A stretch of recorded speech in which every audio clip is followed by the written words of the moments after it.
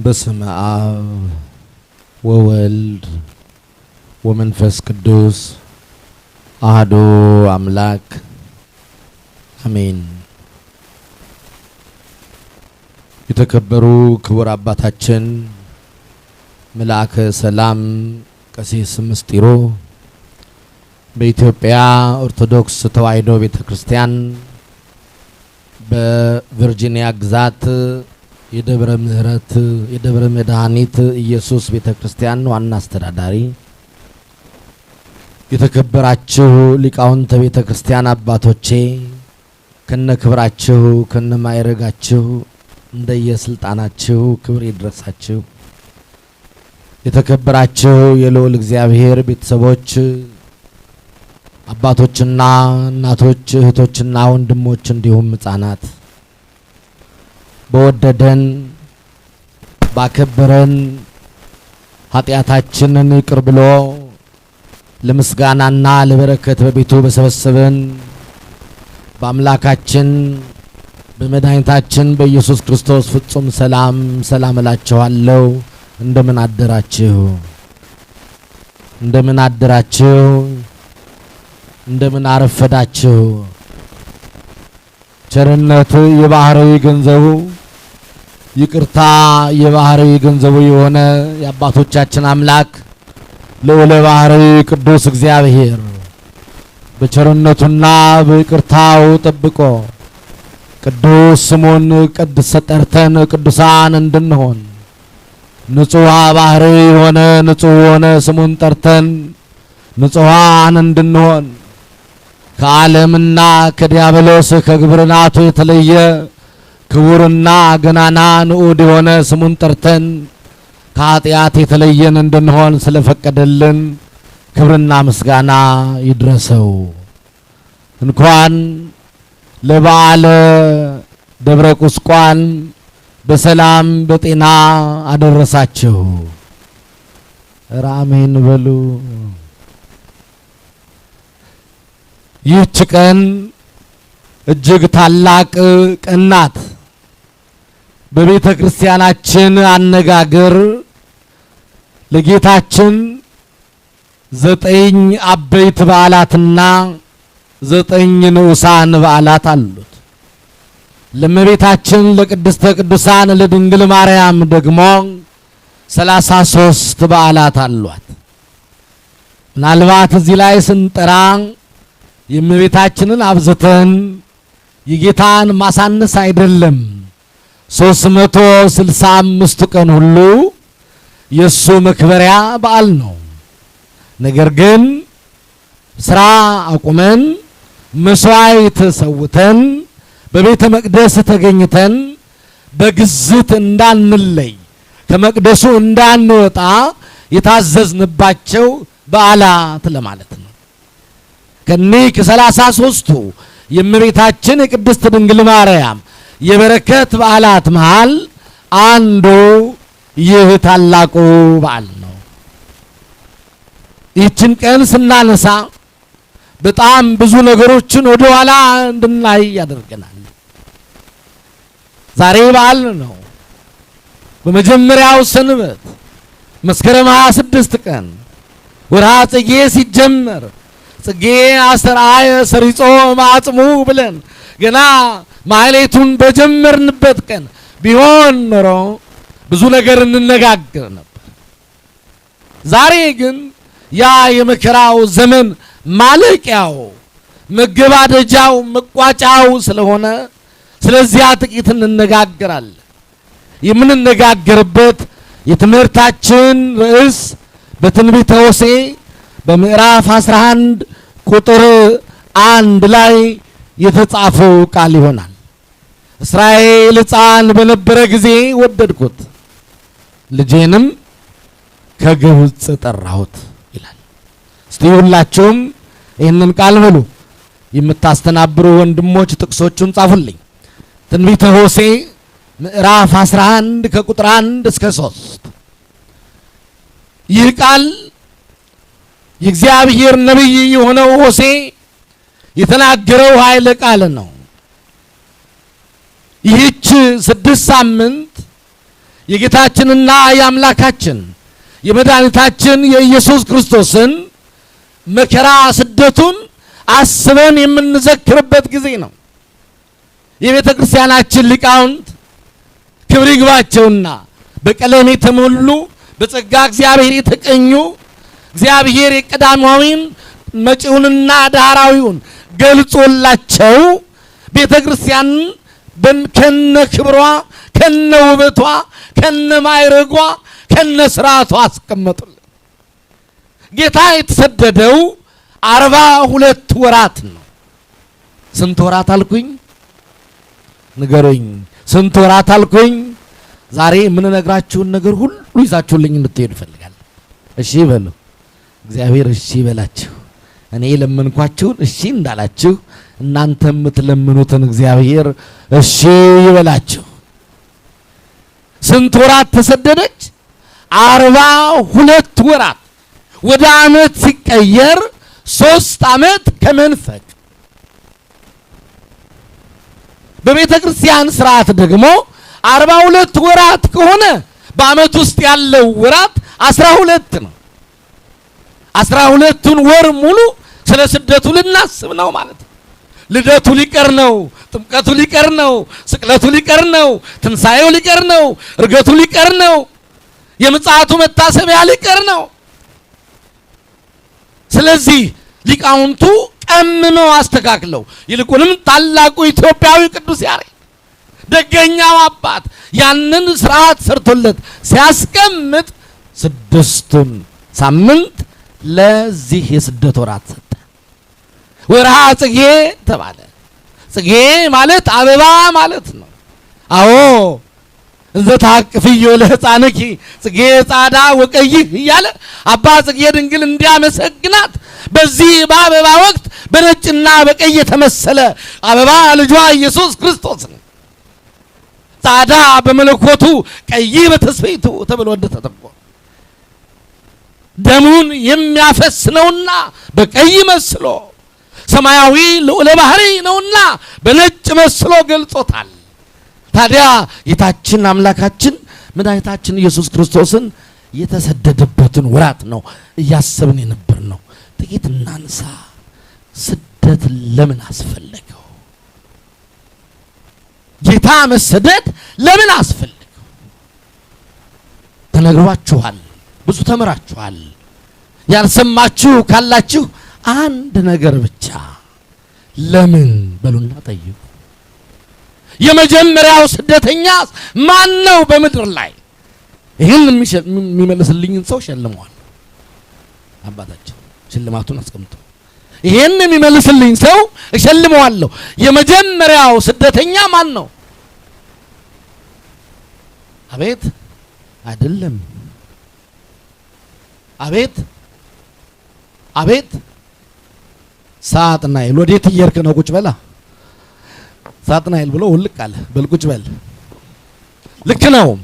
የመጀመሪያው ስደተኛ በዓለም መላእክት የነበረው በ10 ነገር ላይ የተሾመው በ100 ነገር ላይ አለቃ የነበረው በአራተኛይቷ ሰማይ በኢየሩሳሌም ሰማያዊት በግዛቱ ታላቅነት በክብር የተቀመጠው ሳጥናኤል የተባለው የመላእክት ሁሉ አለቃ ነበረ። ትንቢተ ኢሳይያስ ምዕራፍ 14 ቁጥር 12 ላይ እንዲህ ይላል፣ ያ ታላቁ መልአክ የንጋት ልጅ የአጥቢያ ኮከብ አዜ መንጦላይት እያለ ይናገርለታል።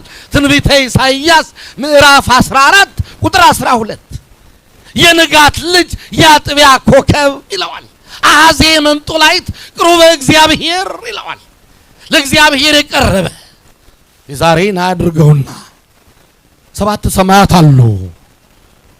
ኢዮር፣ ራማ፣ ኤረር ይባላሉ የታችኞቹ 3ቱ ሰማያት። 99ኙ ነገደ መላእክት በ7 አለቃ በ10 ሀገር ተከፍለው በክብር ይኖሩበታል። አራተኛይቷ ሰማይ ኢየሩሳሌም ሰማያዊት ትባላለች። የ99ኙ ነገደ መላእክት አለቃ በክብር የሚቀመጥባት የክብር ዙፋን ያለባት ናት። ከዚያ በላይ 3 ሰማይ አለ። ሰማይ ውዱድ፣ መንበረ መንግስትና ጽርሐ አርያም ይባላል። በዚያ በሶስቱ ሰማይ ዓለመ ሥላሴ የሥላሴ ዙፋን በክብር ተቀምጧል። ከታች መላእክት ከላይ ሥላሴ በመሃል እሱ ሆኖ ሲመለከት ልቡ ታበየ። እንዳትታበዩ እግዚአብሔር ዘመን ሰጥቷችሁ አለቃ ስትሆኑ እንዳትታበዩ እግዚአብሔር ዘመን ሰጥቷችሁ ታላቅ ስትሆኑ እንዳትታበዩ እግዚአብሔር ዘመን ሰጥቷችሁ ባለጸጋ ስትሆኑ እንዳትታበዩ እግዚአብሔር ጊዜ ሰጥቷችሁ አዋቂ ስትሆኑ እንዳትታበዩ እግዚአብሔር ጊዜ ሰጥቷችሁ በሀብት በበረከት በጸጋ በክብር ሲሾማችሁ እንዳትታበዩ ትነጠቃላችሁ። ሳጥናኤል ታበየ። ከኔ በላይ የሥላሴ ዙፋን ያለው በምንም ነገር ማንም አያውቀውም። ከኔ በታች መላእክት ናቸው ያሉት የዚህ ሁሉ አለቃ እኔ ነኝ ሲል ለሥላሴ የቀረበው አያችሁት። አንተ የንጋት ልጅ ያጥቢያ ኮከብ ነው የሚለው። የንጋት ልጅ ያጥቢያ ኮከብ የነበረው ሳጥናኤል ወደቀ። ስለሱ መውደቅ ለመናገር ፈልጌ አይደለም፣ የስደትን መነሻነት ለማምጣት ነው። ተሰደደ። ከሶስተኛው ከአራተኛው ሰማይ ወደ አራተኛው ከርሰ ምድር ሐኖስ፣ ውቅያኖስ፣ በርባኖስ፣ እንጦርጦስ ወደ አራተኛው ከርሰ ምድር ከኢየሩሳሌም ሰማያዊት ከአራተኛይቷ ሰማይ ወደ አራተኛው ከርሰ ምድር ወደቀ። ሲወድቅ ነገር ጀመረ። እኔ ወድቄ እንደወደቅኩ አልቀረም፣ ሁሉን ይዤ ነው የምወድቀው አለ። መላእክቱን ሁሉ ይዞ ሊወድቅ ፈለገ። እሱ ተፈጥሮ እሁድ ነበር የወደቀው። በሶስተኛው ቀን ማክሰኞ ነው። እግዚአብሔር ደግሞ በሶስተኛው ቀን ቆይቶ በስድስተኛው ቀን ማንን ፈጠረ? ማንን ፈጠረ? አዳምን ፈጠረ። ተናገሩ። ማንን ፈጠረ? አዳምን ፈጠረ። አዳም በስድስተኛው ቀን ተፈጠረ። በማን መልክ? በአርአያ ሥላሴ። ለምን ተፈጠረ? የሳጥናኤልን ቦታ ሊተካ ነው የተፈጠረው። የሳጥናኤልን ቦታ ሊተካ፣ የሳጥናኤል ስራ ሊሰራ። ምን ነበር የሳጥናኤል ስራ? ምስጋና፣ ተልእኮ፣ አኮቴት፣ በእግዚአብሔር ፊት መስገድ፣ መውደቅ፣ መነሳት፣ በእግዚአብሔር ፊት መላላክ፣ በዓለም መላእክት እግዚአብሔርን ማመስገን፣ ማወጅ። ይህንን ስራ እንዲሰራ አዳም ተሾመ። እኔና እናንተ የመጣ ነው ለዚህ ስራ ነው። እግረ መንገዳችንን ራሳችን እያየ እንድንሄድ የመጣው ከዚህ ከሆነ ይህን ስራ እየሰራን ያለ ነው። የመጣ ነው ለዚህ ከሆነ የተፈጠርነው ለዚህ ከሆነ የተፈጠርነው በሳጥናኤል ቦታ ከሆነ ክብርህን ታውቀዋለህ። ተወቀው ዛሬ ክብርህን የተጠራው በሳጥናኤል ቦታ አራተኛይቷ ሰማይ ተሸልማ ላንተ ለባሏ አንድ ተሸለመች ሙሽራ ተዘጋጅታልህ ነው። በክብር ተቀምጦ እያለ አዳም ሲያየው አሁንም ቀና። እሱ የወደቀውን ውድቀት ሊጥለው ፈለገና አዳምን እንደምታውቁት በሚስቱም በባሌም በቦሌም ብሎ አስቶ ሕገ እግዚአብሔርን አስፈርሶ እሱ እንደወደቀ ጣለው። ከኔ ጋር ናችሁ? ከኔ ጋር ናችሁ? እግዚአብሔር ከሁላችን ጋር ይሁን። እሱ እንደወደቀ አዳምንም ጣለው። አወዳደቁን በደንብ አድርጋችሁ እዩት። አሁን እዛ ውስጥ አልገባም፣ ሰዓት የለኝም። ከጣለው በኋላ እሱ እንዲህ እንደተባለ ማለት ነው። የንጋት ልጅ የአጥቢያ ኮከብ ዙፋኑ ከእግዚአብሔር ከዋክብት በላይ ከፍ ያደረገው እንዴት ወደቅ ተብሎ እንደተባለ አዳም ሲወድቅ ለብሶት የነበረው የጸጋ ግምጃ፣ ለብሶት የነበረው የብርሃን ካባ፣ ለብሶት የነበረው የበረከት ልብስ፣ ተጎናጽፎት የነበረው የእግዚአብሔር ጸጋ፣ ተጎናጽፎት የነበረው ክብር እግዚአብሔር ተገፈፈ። ያን ጊዜ ራቁቱን ሆነ። ራቁቱን ሆነ። ኦሪት ዘፍጥረት ምዕራፍ 3 ቁጥር 10 ኦሪት ዘፍጥረት ምዕራፍ 3 ቁጥር 10 አይቴ ሃሎከ አዳም አዳም ልጄ አዳም ወዳጄ የት ነው ያለኸው አለ እግዚአብሔር። ፍለጋ መጣ። አዳም ምን ሆኖ ወድቆ፣ አዳም ምን ሆነ ከተቀመጠበት ከገነት ወጥቶ፣ አዳም ምን ሆነ ገነትን ያህል ቦታ እግዚአብሔርን ያህል ጌታ ረስቶ ተጣልቶ ስለወጣ፣ አዳም ምን ሆነ በሱራፊ ነበልባል ሰይፍ እየተገረፈ ከገነት ስለተባረረ ኦሪት ዘፍጥረት ምዕራፍ 3 ቁጥር 10 ራቁቱን ሆነ። እግዚአብሔር ጥሪ ጀመረ። አዳም ልጄ አለው። አዳም ልጄ ወዴት ነው ያለኸው? አይቴ አሎከ አዳም። ዛሬ ከቤተ መቅደስ ያስለመድነውን ቅዳሴ፣ ያስለመድነውን ውዳሴ፣ ያስለመድነውን ማህሌት፣ ያስለመድነውን ማይጠንት፣ ያስለመድነውን እልልታ፣ ያስለመድነውን ምስጋና አቋርጠን የማይሆን ቦታ ስንሄድ እግዚአብሔር እየተከተለ እየመጣ ልጄ የት ነህ ይላል። የታለ መብራቴ ይላል። ልጄ የት ነህ? የታለ መስዋዕቴ? ልጄ የት ነሽ? የታለ ምስጋናዬ? ልጄ የት ነህ ይላል። ጎሎበት አይደለም እግዚአብሔር፣ እኛ እንደጎደለብን ስለሚያውቀን። ቀንሶበት አይደለም ምስጋና፣ እኛ ክብራችንን ስናጣ ያስባል እግዚአብሔር። ጎበዝ ስንቶቻችን ክብራችን አጣን ይሆን? ስንፈልግ ቦታችን አልተገኘንም። ለመስዋዕት ተዘጋጅተን አልተገኘንም። ካህናቱ ክህነት የተቀበሉት ቁልፉን ሊይዙ፣ ክህነት የተቀበሉት መብራቱን ሊያበሩ፣ ክህነት የተቀበሉት ታቦቱን ሊዳሱ፣ ክህነት የተቀበሉት መንጋውን ሊጠብቁ ነበረ። እነሱ ግን ጠባቂ ከመሆን ይልቅ ተጠባቂ ሆኑ። ያን ጊዜ እግዚአብሔር ፍለጋ ይመጣል። ያን ጊዜ እግዚአብሔር ወዴት ነህ ይላል። አዳም ወዴት ነህ አለው። ኦሪት ዘፍጥረት ምዕራፍ 3 ቁጥር 10 አዳም ራቁቱን ሆኖ ተገኘ። እግዚአብሔር ፈለገው። ራቁቴን ስለሆንኩ ፈራሁ አለው። ልብሳችሁን ለብሳችኋል? እዩ ሰውነታችሁን፣ እዩ ራሳችሁን። ማን ነው ራቁቱን እዚህ ቤት ያለው? ማን ነው ራቁቱን የሆነ ብርድ የሚለው? የእግዚአብሔር ጸጋ የራቀው ማን ነው? ራቁቱን የሆነ ብርድ የሚለው? የመንፈስ ቅዱስ ሙቀት የተለየው ማን ነው? ራቁቱን የሆነ ብርድ የሚለው? እግዚአብሔር ከሱ የተለየ ማን ነው? ራቁቱን የሆነ ብርድ የሚለው? የተሰጠውን ሸማ ያወለቀ ማን ነው? ራቁቱን የሆነ ብርድ የሚለው? እግዚአብሔር ከፊቱ ያራቀው ማን ነው? ራቁቱን የሆነ ብርድ የሚለው? እዚህ ላይ ነው ሚስጥሩ። እግዚአብሔር ለምን ተሰደደ ስትባሉ አዳም ራቁቱን ስለነበር ከገነት ወጥቶ በዚያ ጨለማ በዚች ምድር ስለወደቀ የአዳምን ልብስ ሊያለብሰው እሱ ሊራቆት መጣ። አዳምን ወደ ቀደመ ክብሩ ሊመልሰው እሱ ወደ ምድር ወረደ። አዳምን ወደ ቀደመ ማዕረጉ ሊያሻግረው እርሱ በዘባነ ኪሩብ የሚኖረው በከብቶች በረት ባዛባ በፋንድያው በእበትና በሽንት ውስጥ ተኛ። እሱ የአዳምን ጠረን መዓዛ ሊቀይር በሚሸተው በሚከረፋው በረት እግዚአብሔር ወልድ ሰው ሆኖ ተቀመጠ። ቅዱስ ዮሐንስ አፈወርቅ በቅዳሴው ሲናገር ምን ይላል? ኦ ትሕትና ለዘመጠነ ትሕትና። እንዲህ አይነት ትሕትና እንደምን ያለ ትሕትና ነው! ሰውን መውደድ እንዲህ አይነት ፍቅር እንደምን ያለ ፍቅር ነው! አባታችን እንግዶች ይመጣሉ፣ ወንድሞቼ መምህሮቼ ይመጣሉ ብለው ወንበራቸውን አንጥፈው እንደዚያቸው የእንግዶቻቸውን ወንበር አነጠፉና አስቀመጡ።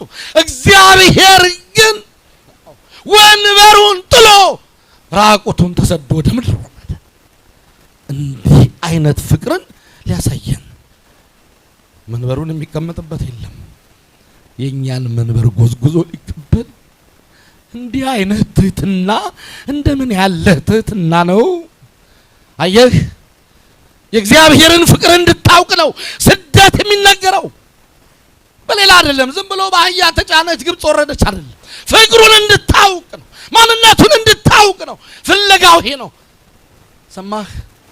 ከአዳም በፊት እኮ የወደቀ ነበር። ማን ነበር? ቅድም ነግራችሁኛል። ሳጥናኤል ዲያብሎስ እሱን ፍለጋ መጥቷል። አልመጣም። አነጻጽር አልመጣም። ሳጥናኤል የት ነህ ብሏል? አላለም። ምን እያረክ ነው ብሏል? አልጠየቀውም። ወደቀ። ልጁ አዳም በወደቀ ጊዜ ግን ፍለጋ መጣ እግዚአብሔር። ኦ ትሕትና ለዘመጠነ ትሕትና፣ ኦ ፍቅር ለዘመጠነ ዘፍቅር አየው የጌታ ፍቅር ይሄ ነው። ፈለገሽ ጠፍተሽ እያለሽ ተራቁተሽ እያለሽ ልብስሽን ማን አወለቀው? ማን ያራቆተሽ? ክብርሽን፣ ድንግልናሽን፣ ንጽህና ቅድስናሽን፣ ሃይማኖት ማህተምሽን ማን ያወለቀው? ከሱ ክብርህን፣ ልዕልናህን፣ ካባላንቃህን፣ ኮፌት ጥምጥምህን ማን ያወለቀው? ልጅነትህን፣ ቀለበትህን፣ መጫሚያ መቆሚያህን ማን ያወለቀው? ያንን ተቀብሎ ማን ነው ከመቅደሱ ያወጣ? ፍቅሩን እንድታይለት እግዚአብሔር ሰይጣን በወደቀ ጊዜ ሰይጣንን ፍለጋ ሳይመጣ አዳም በወደቀ ጊዜ አዳም ፍለጋ መጣ። ዝም ብሎ ፍለጋ አይደለም። እንደ አዳም ሰው ሆነ። በበረተኛ በጨርቅ ተጠቀለለ። እንደገና በእናቱ እቅፍ ተቀምጦ እንደ ሕፃናት እያለቀሰ እያለ ረሃብተኛ ነበርና አዳም እሾህን በሾህ እንዲሉ የተራበውን ረሃብ ልራብለት፣ የተጠማውን መጠማት ልጠማለት፣ የበረደውን መበረድ ልበረድለት ብሎ ሊበርደው ወጣ። ሄደ። ገዳይ፣ ነፍሰ ገዳይ፣ ጠላት ሄሮድስ ንጉስ ተወለደ ተብሎ ሲባል እገድላለሁ ብሎ በማቴዎስ ወንጌል በምዕራፍ 2 ላይ አምጡ ሕፃናቱን በሙሉ እገድላለሁ አለ። የዚህ ጊዜ እግዚአብሔር መልአክ መጣና ለቅዱስ ዮሴፍ ሕፃኑን የሚገሉ እጃቸውን ዘርግተዋልና እናቱንና ሕፃኑን ይዘህ ወደ ምድረ ግብጽ ሂድ አለው። ወደ ምድረ ግብጽ ሂድ፣ እዚያ እስክነግር ድረስ ተቀመጥ አለው። ለምን ግብጽን መረጠ? ምክንያት አለው እግዚአብሔር።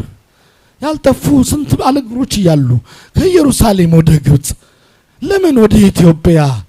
ለምን ወደ አክሱም? ለምን ወደ ደብረ አባይ? ለምን ወደ ዋልድባ? ለምን ወደ ጣና ተጓዘ? ቀናተኞች፣ ነገረኞች፣ ምስጢር የማይወዱ ክብርን የማይፈልጉ አዎ የኢትዮጵያን ታሪክ ሊያጠለሽ ፈልገው ኢትዮጵያን እንደገባ ሳይናገሩ ተውት።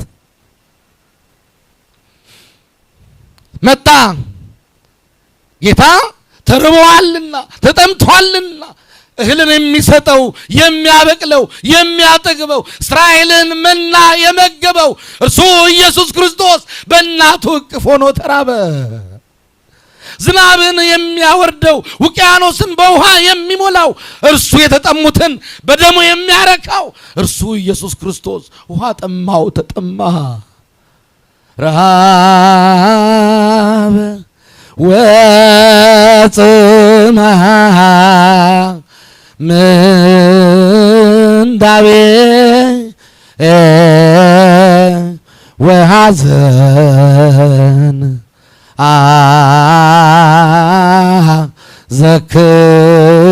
ዘክሪ ድንግል። ረሃብን፣ ጥምን፣ መታረዝን፣ መራቆትን በልጅሽ የደረሰውን ሁሉ ከልጅሽ ጋር የመጣብሽን መከራ ሁሉ አሳስቢ ተብሎ ተነገረ። ወገኖቼ አሁን ያንን ለመተረክ ጊዜ አይደለም። ትንሽ ፍቅሩ እንዲገባችሁ ነው። የስደቱን ምስጢር አወቃችሁት? ለምን ተሰደደ? ስደተኛውን አዳምን ከተሰደደበት ሊመልሰው። ልጆቹን ያዟቸውና ቁጭ በሉ፣ አሁን ጫወታ የለም። ለምን ተራበ? ረሃብተኛውን አዳምን ወደ ቀደመ ክብሩ ሊመልሰው ሊያጠግበው። በምኑ? ስጋውን ቆርሶ ደሙን አፍሶ። ለምን በረደው? ለምን ተበረደ? የምታለብሰው ብታጣ ምን አድርገሽ ነው ያለው? የምታለብሰው ብታጣ ከብቶች የሚበሉትን ደረቅ ሳር ዙሪያውን ጎዝጉዛ አለበሰችው። እናንተ ልጆቻችሁን ያን ያህል ተቸግራችሁ ድሃ ቢሆን ያን ያህል እንደ አቡጀዲ ያጣል። እናንተ ወላዲተ አምላክ ድንግል ማርያም ያን ያህል ነው የሆነችው። ይህ ሁሉ ስቃይ ለምን አስፈለገ? ተመልከቱ፣ ፍቅርን ለመግለጽ ነው። ሁለተኛው በማቴዎስ ወንጌል በምዕራፍ 5 ቁጥር 10 ላይ ስለ ጽድቅ የሚሰደዱ ብፁዓን ናቸው የሚል ቃል አለ። በማቴዎስ ወንጌል በምዕራፍ 5 ቁጥር 10 ላይ ስለ ጽድቅ የሚሰደዱ ብፁዓን ናቸው። አሁን እዚህ ቤት ያላችሁ ያለን ሰዎች የጽድቅ ስደተኞች ነን። ለምን እንዋሻለን? ገንዘብ ፈልገናል እንደ መጣ ነው። ገንዘብ ፈልገን፣ ብር ፈልገን፣ ዶላር ፈልገን፣ ኑሮ ፈልገን የተሻለ ነገር ላይ ለመድረስ ትላንትና 2 በልተን ከሆነ ዛሬ 3 ለመብላት፣ ትላንት 3 በልተን ከሆነ ዛሬ ደግሞ የተለየ ለመብላት፣ ትላንት በጎጆ ቤት ከነበርን ዛሬ የድንጋይ ቤት ለመስራት፣ ትላንት ቮልስ ነርተን ከሆነ ዛሬ ሮይስ ልነዳ። ለምን ትዋሻለህ? ስለ ጽድቅ ነው የመጣው። ቄስ፣ መነኩሴው፣ ጳጳሱ፣ ዲያቆኑ ለምን ነው የመጣው? የኔታ ትዳራችንን ልጆቻችንን ለቁም ነገር ልናበቃ፣ ለትልቅ ማይረግ ልናበቃ። የሌላውን አላቅም። ለስደት መጥቶ ይሆናል፣ ለጽድቅ መጥቶ ይሆናል። ይቅርታ፣ እኔ ግን ለጽድቅ አይደለም የመጣሁት። አውሮፓን ዞሬ 20 ዓመት ሙሉ አውሮፓን አካልዬ እንግሊዝን ኖሬ አካልዬ አብረውኝ ከእንግሊዝ ሀገር የነበሩ ልጆቼ እህቶቼ እዚህ አሉ። አንዴ በትምህርት አንዴ በምን ዞሬ እስቲ ቆይ ደሞች አሜሪካ የምትባል ሀገር ከሲኦልና ከአሜሪካ የሚቀር የለም አሉ። እስቲ እንያት ብለን መጣው። ለምን? ከእንግሊዝ ፓውንድ ምናልባት የአሜሪካ ዶላር ከተሻለ ብዬ እንጂ ዋልድባ አይደል አሜሪካ። አትዋሹ።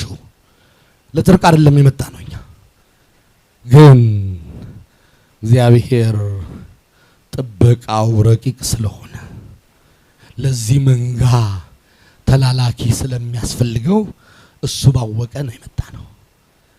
ለዚህ መንጋ አገልጋይ ስለሚያስፈልገው እግሩን ጎንበስ ብሎ የሚያጥብለት በምሴተ ሐሙስ አጥቦ የሚያቆርበው ካህን ስለሚፈልግ፣ አጥኖ የሚባርከው ካህን አገልጋይ ስለሚፈልግ፣ መስዋዕቱን ለውጦ የሚባርከው አገልጋይ ስለሚፈልግ እግዚአብሔር ባወቀ ወደዚያ መጣን እንጂ እኛ አስበን ለድንግል ማርያም ተሰዳለችና እኔም ልሰደድ ብዬ አይደለም የመጣሁት። ይሄ ግልጽ መሆን አለበት። ሰው በምን ምክንያት ይሰደዳል የሚል ጥያቄ አለ እዚህ ላይ እንዳትረሱ። በጣም ረበሻችሁን ቁጭ ብትሉ ምን አለ። ሰው በምን ምክንያት ይሰደዳል የሚለውን እዚህ ላይ ጠይቁ። የመጀመሪያው ስለ ጽድቅ፣ ሁለተኛው የተሻለ ኑሮ ፍለጋ፣ ሶስተኛው በኃጢአቱ ምክንያት፣ በበደሉ ምክንያት፣ በነውሩ ምክንያት፣ በሸክሙ ምክንያት። ነውረኛ ሲሆን የሚተኛበት አይመቸውም፣ ሌሊት እንቅልፍ ያጣል። በሀገሩ ምክንያት፣ በባንዲራው ምክንያት አለ ብዙ ይባላል። ነገር ግን እነኚህ ስደቶች በሙሉ ለእግዚአብሔር መንግስት የሚያበቁ አይደሉም። ለእግዚአብሔር መንግስት የሚያበቃው ስደት ስለ ጽድቅ መሰደድ ነው። ስለ ጽድቅ ስንሰደድ ደግሞ የምናስበው ወላዲተ አምላክ ድንግል ማርያምን ነው። ልጄን ከግብጽ ጠራሁት። ለምን ወደ ግብጽ ወረደ ቢሉ የኃጢአተኞች መንደር፣ የወንበዴዎች ሀገር ግብጽ፣ ጣዖት የምታመልክ ግብጽ፣ ነውር የበዛባት ግብጽ፣ እግዚአብሔርን ረስታ ጣዖትን አቁማ ለጠንቋይ፣ ለቃልቻ፣ ለዛር፣ ለውቃቢ፣ ለድንጋይ፣ ለዛፍ የምትሰግድ ግብጽ ነበረችና የግብጽን ጣዖታት ለማጥፋት፣ የግብጽን ጣዖታት ለመስበር እግዚአብሔር ኢየሱስ ክርስቶስ ወደ ግብጽ ሄደ። ሌላው ነቢያት ተናግረው ነበር። እግዚአብሔር በቀላል ደመና ተጭኖ ወደ ግብጽ ይወርዳል ተብሎ ተነግሮ ነበርና ያንን ለመፈጸም ወደዚያ ሄደ። የተወደዳችሁ የእግዚአብሔር ልጆች እንዳትረሱ፣ ይሄ ስደቱ ነው። እኔና እናንተ የምንሰደደው በምንድን ነው ስንል ወደ ራሳችን ስንመጣ በምንድን ነው የምንሰደደው? አመንዝራዎች ስንሆን ከተዳራችን እንሰደዳለን። ሚስታችን ትጠላናለች ወይ ባላችን ይጠላናል። ስጋችን ሲቆሽሽ ነውረኞች ስንሆን ለተዳራችን አንታመን ስንል፣ ባል ለሚስቱ፣ ሚስት ለባሏ አልታመን ስትል ላጤ ትሆናለች፣ ፈት ትሆናለች። ለምን?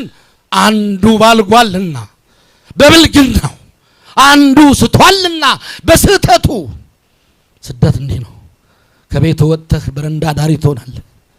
ከቤት ወጥተህ የተንጣለለ ቤትህን ለልጆችህ ስል ትላለህ። ለልጆችህ ብለህ አይደለም፣ አመንዝራ ሆነህ አግኝታ ነው። ለልጆችሽ ብለሽ አይደለም፣ አመንዝራ ሆነሽ አግኝቶሽ ነው። ሌላው አምሮት። በዚህ ምክንያት ሰው ይሰደዳል። ሁለተኛው ባልንጀራ ከባልንጀራው ለምን ይሰደዳል? ለምን ይለያያል? ለቃሉ አልታመን ብሎ፣ እውነተኛ የወንድም ፍቅር አልንሰጠው ብሎ ፍቅር ስጣጣ ትሰደዳለህ። ሶስተኛው ንጉስ ከነሰራዊቱ ለምን ይሰደዳል? ለባንዲራው አልታመን ብሎ ለህዝቡ አልታመን ብሎ ጨካኝ አረማዊ ሆኖ የባሰበት የራበው የጠማው ነፃነት ያጣ መከራ የበዛበት ፍርድ የጎደለበት የተበደለ ድሃ ድንጋይ ያነሳና ውጣ ይላል። ያን ጊዜ ስደተኛ ይሆናል ንጉሱ በኃጢአቱ ምክንያት ፍርድ በማጓደሉ ድሃ በመበደሉ ምክንያት እያንዳንዱ የሚሰደድበት የተለያየ ምክንያት አለው። እኔና አንተስ በምንድን ነው የምንሰደደው? የኛ ስደት ምንድነው? ራሳችን ልንመረምር ይገባል። እመቤታችን ወላዲተ አምላክ ዛሬ ከግብጽ እንድትመጣ ያኔ መልአኩ መጥቶ ወደ ግብጽ ይዘህ ሂድ እንዳለ ዛሬ ደግሞ መጣ። ሌሊት በራእዩ ተገለጸለት ለጻድቁ አባታችን ለአረጋዊው አባታችን ለቅዱስ ዮሴፍ መጣና በራስጌው ቆመ። የእግዚአብሔር መልአክ ዮሴፍ አለው ሰላም ላንተ ይሁን። የዛሬ 3 ዓመት ሕፃኑን የሚገሉ ስለነበሩ ይዘህ ወደ ግብጽ ሂድ ብዬ ነበረ። ዛሬ ግን ሕፃኑን የሚገሉት ሞተዋልና ጊዜው አልፏልና ሕፃኑን የሚገሉት አልፈዋልና ወንበራቸው ተገልብጧልና ወደ ሀገር ወደ ገሊላ ተመለስ አለው። ክብርና ምስጋና ለሥላሴ ይድረሳቸው። ወደ ሀገር ወደ ገሊላ ተመለስ። በመጽሐፍ ኢየሱስ ናዝራዊ ንጉሠ አይሁድ ተብሎ በዕለተ ዓርብ እንዲጻፍ ወደ ናዝሬት ይዘው ሂድ። የናዝሬቱ ኢየሱስ መባል ስላለበት የናዝሬቱ ኢየሱስ መባል ስላለበት ወደ ናዝሬቱ ሰደው አለው። ያን ጊዜ እመቤታችንን ይዞ እናታችን ቅድስት ሰሎሜን ይዞ አንዲት አህያ ነበረችው። እሷን አህያቸውን ዕቃቸውን ጭነው እግዚአብሔር እያመሰገኑ ህዳር 6 ቀን ዛሬ በማለዳ ታላቋ ተራራ እግዚአብሔር ኢየሱስ ክርስቶስ የ2 ዓመት ሕፃን ሆኖ ስደት ወርዶ የ5 ዓመት ተኩል ሕፃን ሆኖ ደብረ ቁስቋም ላይ ቆመ። ክብርና ምስጋና ለመድኃኔዓለም ይድረስ። ደብረ መድኃኒት ኮነ ደብረ ቁስቋም። ዛሬ ደግሞ ደብረ መድኃኒት ቁስቋምን ሆነች። ሊቃውንቱ ማኅሌተ ጽጌውን፣ ሰቆቃወ ድንግልን፣ ሐዘነ ማርያምን፣ ዝማሬ መላእክትን አደረሱባት። እንደ ደብረ ቁስቋም የእግዚአብሔር መልአክ እየዘመረ በአባቶች ቡራኬ ምስጋናው አለቀ። ክብርና ምስጋና ለሥላሴ ይድረሳቸው። የተወደዳቸው የእግዚአብሔር ልጆች አንድ ነገር ሳልናገር አልሄድም። ድንግል ማርያም ከስደቷ እንድትመለስ የእግዚአብሔር መልአክ ተናግሯታል። ኢየሩሳሌም ነፃ ሆናለች። ገዳዮቻችሁ ሞተዋል። ሄሮድስ ከነሰራዊቱ አልፏል። ሕፃኑን ይዘህ ወደ ኢየሩሳሌም ወደ ገሊላ ወደ ናዝሬት ግባ ተባለ። ያለ ኃጢአታቸው የሚገደሉ ሕፃናትን ያለ በደላቸው ከቅዳሴ ላይ ባህል ስብሐት ወክብር እያሉ እያጠኑ የሚገደሉ ቀሳውስት ያሉባት ኢትዮጵያ መቼ ነው ከስደቷ የምትነጻው? መሪዎቻችን መቼ ነው ልብ የሚያገኙት? እንደ ሄሮድስ የእግዚአብሔር መልአክ ግንባራቸውን በሰይፍ ብሎ እንዲገላቸው አይደለም የኛ ልመና። ልመናችን ህሊናቸውን አስተካክሎ ከወንድሞቻቸው ጋር ሰላም እንዲሆኑ፣ ህሊናቸውን አስተካክሎ ዳአ ቆሎ በልቶ ቂጣ በልቶ እንዲያድሩ፣ ህሊናቸውን አስተካክሎ ፍርድ ሳያጓድሉ ዳአ ሳይበድሉ የእግዚአብሔርን ቤተ መቅደስ ሳያቃጥሉ መሳቂያ መሳለቂያ ሳያረጉን ንስሐ እንዲበቁ ነው ልመናችን። አለበለዚያ አሉ አባቶች በመካከል ምን እያላችሁ ነው የምትጸልዩት? በተረፈ ኤርምያስ በምዕራፍ 2 ላይ አንድ የሚነገር ቃል አለ። አሁን ጊዜ የለኝም አላነበውም። ተረፈ ኤርምያስ ምዕራፍ 2 ኤርምያስ ባሮክና አቤሜሌክ የሚባሉ ደቀ መዛሙርቱን ይዞ ባቢሎናውያን ወደ ኢየሩሳሌም መጡ። ሴት ይደፍራሉ፣ ማህፀን ይቀዳሉ፣ መቅደሱን ያቃጥላሉ፣ ያፈርሳሉ፣ ወንዱን ይሰልቡታል፣ ዘር እንዲጠፋ እንዲህ እያሉ ሲጫወቱ ያን ጊዜ ኤርምያስ የእግዚአብሔር አገልጋይ ይታረየን ሙስና ለኢየሩሳሌም እግዚአብሔር ሆይ የኢየሩሳሌምን ጥፋቷን አታሳየን አለ። አባቶቼ ይህንን እንድትሉ ለምናችሁ ዛሬ እስቲ ሁላችሁም እጃችሁን ዘርጉ። እስቲ ሁላችሁም ላስቸግራችሁ ብድግ በሉ። እኔ በእኔ ሞት ላስቸግራችሁ ብድግ በሉ። እስቲ እጃችሁን ዘርጉ። ሁላችሁም እጃችሁን ዘርጉ። በህሊናችሁ እግዚአብሔር አምላካችሁን እዩት። የኢትዮጵያን ጥፋት በሉ እስቲ በአንድ ድምፅ የኢትዮጵያን ጥፋት አታሳየን፣ የህዝቧን ሞት አታሳየን፣ የምድሯን መፍረስ አታሳየን። እግዚአብሔር በበረከት ሀገራችን ይጠብቅልን። እግዚአብሔር ይስጥልኝ። ቁጭ በሉ። ሁልጊዜ ይህንን ጸሎት ሳትጸልዩ እንዳትተኙ አደራ እላችኋለሁ። ኤርምያስ እንዲህ ብሎ ጸለየ። ምን ይደረጋል? ህዝቡ አመፀኛ ነው። ህዝቡ ካዲ ነው። ምርኮ ሊገባ ነው። ባቢሎናውያን መጥተዋል። ሀገሯን ሊወርሷት ነው። ሃይማኖት የላቸውም። ውሸታሞች ናቸው። ሃይማኖት የላቸውም። ካህናቱ ውሸታሞች፣ ነቢያቱ ውሸታሞች፣ ካዲዎች ናቸው። ኢየሩሳሌም ከጥፋት አታመልጥም። ግን አንተ ከሚሰደደው ህዝብ ጋር ወደ ባቢሎን ውረድ። አቤሜሌክ ኢትዮጵያዊው ጻድቅ ነውና ደገኛ ሰው ነውና ከኢትዮጵያ የመጣ የእግዚአብሔር ወዳጅ የኔ ወዳጅ ነውና አቤሜሌክ ክፉ እንዲያይ አልፈልግም። ሂድና ዕፀ በለስ አምጣ፣ ለድውያን የሚቀቡት ተክል አምጣ በልና ላከው፣ እኔ ሰውረዋለሁ።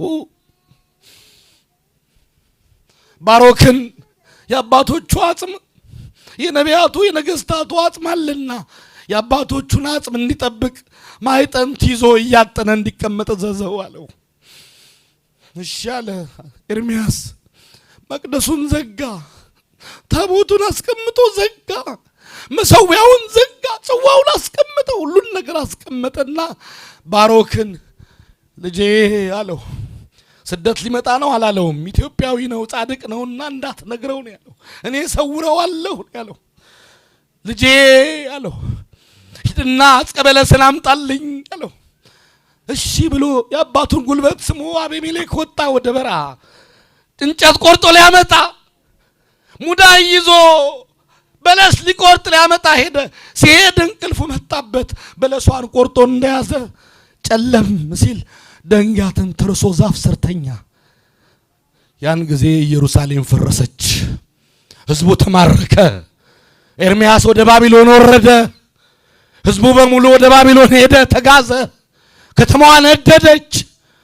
አቤሜሌክ በተኛበት 66 ዓመት ተኛ፣ ከእንቅልፉ ሳይነቃ እንደ አንድ ሌሊት 66 ዓመት። እግዚአብሔር ክፉ እንዳያይ ለምኖታልና በዚህ ሰዓት የሞቱት የሄዱት አባቶቻችን እድለኞች ናቸው። ክፉ እንዳያዩ ሄደዋል። ያለነው ግን በእንባ በመከራ ውስጥ ነን። እግዚአብሔር ሰወረው 66 ዓመት። ከእንቅልፉ ሲነቃ መንገዱ ሁሉ ጠፍቷል፣ አረም በቅሎበታል፣ ዛፉ ደን ሆኗል። የሚሄድበት አጣ። የያዘውን ዕፅ ቢመለከተው አሁን እንደተቆረጠች ገና እርጥብ ነች ቅጠሏ። ሽማግሌ የመሰለ ጎልማሳ ሽበት ፈንጠቅ ያደረገበት የእግዚአብሔር መልአክ አጠገቡ መጥቶ ለካ ይጠብቃል። እግዚአብሔር ሊሰውር ሲፈልግ እግዚአብሔር መልአኩን ይልክልሃል። መልአኩን ልኮ ወገኖቻችንን ከመከራ ይጠብቃቸው። ወንድሞቼ ባሮክና አቤሜሌክ ኤርምያስ አባቴ ወዴት አለ ብሎ ጠየቀ። አቤሜሌክ ወንድሜ ባሮክ አባቴ ኤርምያስ የት ነው ብሎ ሲጠይቅ አንተ ምንድነህ? ኤርምያስ 70 ዘመን ሆነው 60 ዘመን አለፈው፣ ስደት ነው ያለው፣ ሄዷል። ባሮክ 60 ዘመን አለፈው፣ ዋሻ ከገባ ከመነነ አለው። የዚህ ጊዜ እሰድብህ ነበረ፣ ሃይማኖቴ ያስተማረኝ አክብር ገጽ አረጋዊ ይላል። የተማርኩት ይሄንን ነው እንጂ ሲያዩ አረጋዊ ነህ ለምን ተዋሻለህ አለ አቤሜሌክ። ማንን? የእግዚአብሔርን መልአክ። ሽበት ፈንጠቅ ያረገበት ጎልማሳ መስሎ ነው መጥቶ ያናገረው። እግዚአብሔር ሊያናግር ሲመጣ ቢፈልግ በድሃ ቢፈልግ በባለጸጋ ቢፈልግ በንጉስ ቢፈልግ በድሃ ቢፈልግ በካህን ቢፈልግ በዱርዬ ቢፈልግ በሰገነት ላይ ባለ ታላቅ ሰው ተመስሎ ያናግራል። እንዳትንቀው ሁሉን እንዳመጣጡ እንድትቀበል። ያን ጊዜ አይ አንተ ጻድቅ ሆነህ እግዚአብሔር ከመከራ ሰወረህ እንጂ ኤርምያስ 70 ዘመን ሆኖታል ባቢሎን ወርዷል ከህዝቡ ጋር። አቤሜሌክ ደገኛ ሰው ስለሆንክ ነው። ምን ነበር ጸሎትህ አለው። የኢየሩሳሌምን ጥፋቷን አታሳየኝ እያልኩ ነበር ምጸልየው አለ። አባቶቼ እንዲህ ብላችሁ ጸልዩ። የሀገራችንን ጥፋት፣ የኤርትራን ጥፋት፣ የአስመራን ጥፋት፣ የኢትዮጵያን ጥፋት፣ የአክሱምን ጥፋት፣ የባሌን የጓሙጎፋን ጥፋት፣ የደቡብን የሰሜንን የምስራቅን የምዕራብን ጥፋት እግዚአብሔር እንዳያሳየን ፈቃዱ ይሁንልን። ከዚህ በኋላ ኤርምያስ ምን አለ? እግዚአብሔር ሆይ አለ። የመጨረሻ ቃሌ ነው። እግዚአብሔር ሆይ ቃል ምን ላርገው? ታቦቱን ምን ላርገው? መሰዊያውን ምን ላርገው? ለማልስተው ማን ይቀበለኝ? ወደ ስደት ልሄድ ነው አለው። ምን ላርገው? ታቦቱን ምን ላርገው? ጽናውን ምን ላርገው? ጻይሉን ምን ላርገው? መሰዊያውን አለው። ምድርን ጥራና ሰው እስካገኝ ድረስ የሚታመን ሰው እስኪመጣ ድረስ ቃየን በሙሉ ለምድር አደራ ሰጥልኝ። ምድር መስዋዕት የሚሰዋበትን መሰዊያ፣ የቃል ኪዳኑን ታቦት፣ ዕጣን የሚታጠንበትን መርገፍ፣ መብራት የሚበራበትን መቅረዝ ምድር ተቀበይኝ አላት። ምድር አፏን ከፍታ ዋጥ አደረገችው። ሰው እስኪመጣ ሰዎች ተዋህዶን አጥፍተው ቤተ መቅደሷን ሊጋልቡባት ነበር የፈለጉት። እግዚአብሔር ግን እንዲህ አድርጎ ይሰውረዋል። በፈለገ ሰዓት ማንም አይነካትም፣ ማንም አይጫወትበትም የእግዚአብሔር መቅደስ። ልብ በሉ። ከዛ በኋላስ ቆለፈና ወጣ። ምን ቀረ? የመቅደሱ ቁልፍ ቀረ። ቆልፍ ያለው ዕቃህን፣ ታቦትህን፣ መሰዊያህን ምድር አደራ ተቀብላኛለች። የቀረኝ ምንድነው? ቁልፍህ ነው። እግዚአብሔር ሆይ የቤተ መቅደስን ቁልፍ ለማልስተው ማን ነው ታማኝ? ማን ነው ሽማግሌ አደራ ጠባቂ? ለማልስተው አለው። ኤርምያስ ወደ እግዚአብሔር አመለከተ፣ አለቀሰ። እግዚአብሔር እንዲህ አለው፣ ታማኝ አገልጋይ፣ ታማኝ እውነተኛ ተላላኪ፣ ታማኝ ካህን፣ ራሱን የማይለውጥ ከመንዝራ ጋር የማያመነዝር፣ ከዘረኛ ጋር ዘረኛ ያልሆነ፣ ከሌባ ጋር የማይሰርቅ፣ ጨዋ ንጹህ፣ ለክህነቱ የታመነ ታማኝ አገልጋይ እስካገኝ ድረስ የቤተ መቅደሴን ቁልፍ ለፀሐይ ስጥልኝ አለው።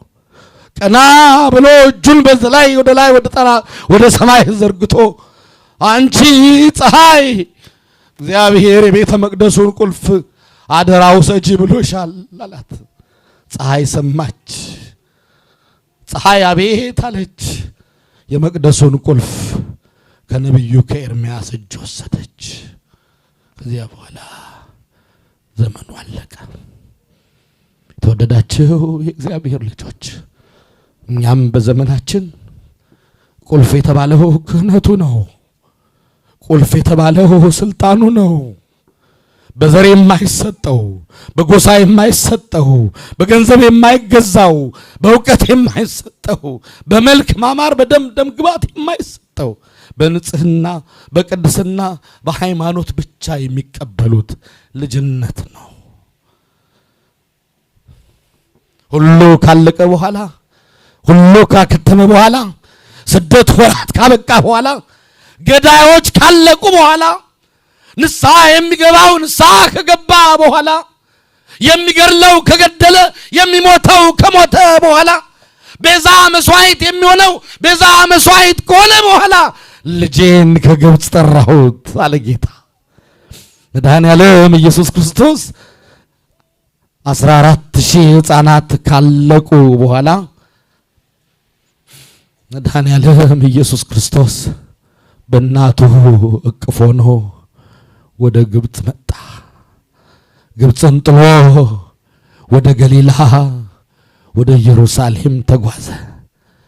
ያን ጊዜ ላም በሬ ከአንበሳ ጋራ ፍየል ከነብር ጋራ በግ ከተኩላ ጋራ አብረው በአንድ መሰማሪያ ይሰማራሉ።